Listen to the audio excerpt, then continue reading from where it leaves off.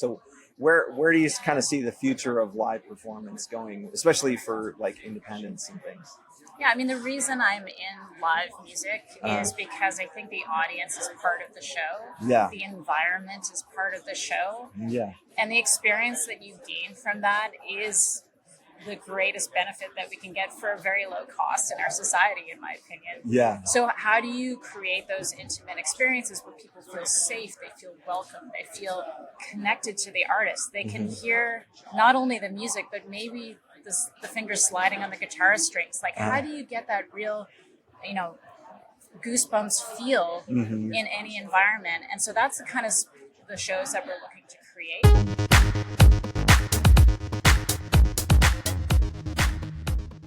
Hey, this is Derek, and I'm here with Laura Simpson. We're at the Music Tectonics Conference in Santa Monica, California. And Laura is from an interesting platform for independent artists that helps artists get booked into venues. So welcome, Laura, to the Make a Fun Island podcast. And tell me a little bit more about your platform. Yeah, thanks, Derek. So we basically find artists places to play. The idea was to open up non-traditional spaces, so anything from somebody's living room to we have lots of like outdoor stages in parks, breweries, barns, anything you can think of that can be a space. And really we just try to match make them with their needs, and then if they choose, they can use our booking and our ticketing system as well, which is basically doing a ticket split and keeping everything really super transparent and in the artist's control. Yeah, that's amazing. So how do you find the venues?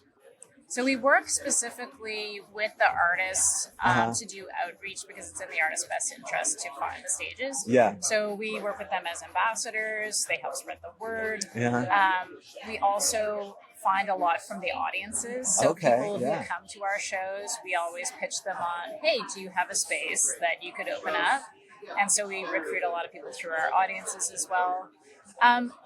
We do go out and travel and talk to people and find people who have anything from like, a community space in a condo to, like any kind of established commercial business, like a cafe.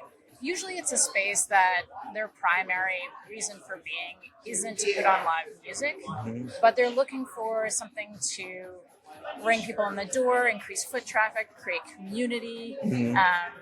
In my case, when I started hosting house concerts, it was because I had just had babies and I couldn't leave my house anymore. And so I wanted to watch a show holding them in my arms and, in my slippers, basically. Oh, okay. And then if you're an artist and you want to onboard onto the platform, how does that work? Yeah, you can just sign up. It's basically a demand-based platform rather than a directory. So you can sign up and use it when you need it because not everybody's touring or booking all of the time. Yeah. So when there's a need, you basically just make sure your profile is polished up. It's like an online EPK with your live performance video, your links and all that stuff. Yeah. And then you submit the time and location that you're looking for gigs. It can be a full tour. You select a radius in where you're willing to go and a date range. And then that gets broadcast to all the hosts in the region. Okay. And essentially you do one post for each region and that gets sent out to multiple eligible hosts for you. Okay, got you. And then, so where do you sign up? Just sidedoor.com? Sidedooraccess.com. Sidedoor Access. Yeah, kind of the impetus of that was when I was doing shows at my house was the friendly entrance to get into the house. Right, right.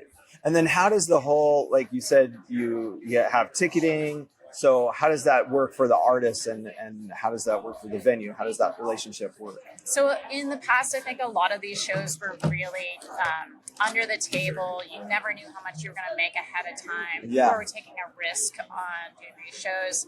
And we really wanted to bring that above board, but also not create a burden for these hosts. Yeah. So that just means that the artist and the host can both see what's happening with the ticketing, how many tickets have been sold. You set the ticket price.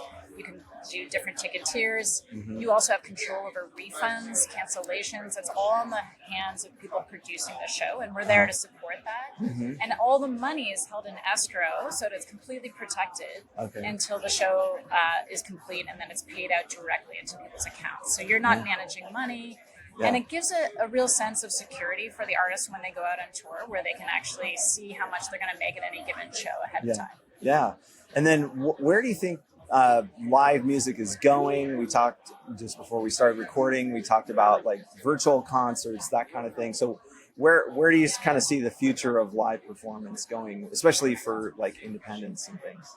Yeah, I mean, the reason I'm in live music is because I think the audience is part of the show. Yeah. The environment is part of the show. Yeah. And the experience that you gain from that is the greatest benefit that we can get for a very low cost in our society, in my opinion. Yeah. So how do you create those intimate experiences where people feel safe, they feel welcome, they feel connected to the artist, they can hear not only the music, but maybe the fingers sliding on the guitar strings? Like, how do you get that real, goosebumps feel in any environment? And so that's the kind of the shows that we're looking to create.